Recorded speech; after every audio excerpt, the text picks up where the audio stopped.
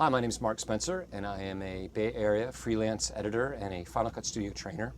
And I'm also the author of a few books on motion. And I'm going to show you a little bit of tips today, just a quick tip on how to use motion to create some background elements.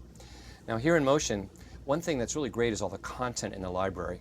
So if you look in the library, in the content folder, there's about 1,500 different items that you can pull from to build your projects. I'm in the drawing section here. And I'll select one of these. These are all little animated drawings made from simple shapes in motion. So if I click apply, I can bring that little shape in, and I have a quick little animated stroke that I can use in my composition. Now I want to take it a little bit further than that. So what I'm going to do, I'm going to stop playback, right click on it, and choose the anchor point tool in order to put the anchor point at the bottom of this object. And you'll see why in just a minute that I'm doing this.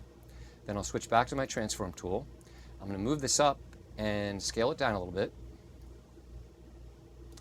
and use these dynamic guides to try to center it in the middle of our composition, right about there. There we go. Okay, so now what I'm going to do, I'm going to replicate it. The cool thing about using these shapes and using any content from the library is the ability to replicate or add particle emitters or do something else with them.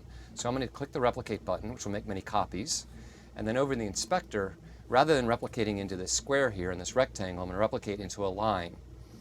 But rather than have a long line, I'm going to have a very short line, about as short as you can have. I'm going to put 0, 0 in for everything. So now I've got 5 copies of this little drawing on top of each other. I'm going to crank that up to 12. And I have 12 copies on top of each other, which doesn't look too interesting. But once we go ahead, let me just move this replicator so it starts at the beginning of the project here.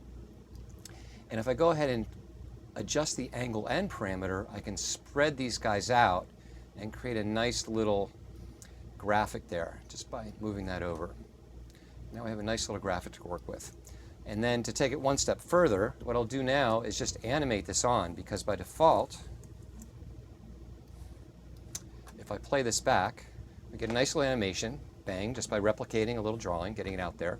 And we can take it one step further. So what I'm going to do is just go ahead and set a keyframe for this angle end parameter, the one I changed by option clicking right here in the menu. Then I'll bring back to the beginning the playhead and option click again in the animation menu to set another keyframe. And now, in addition to drawing on, I just need to set that initial keyframe back to 0.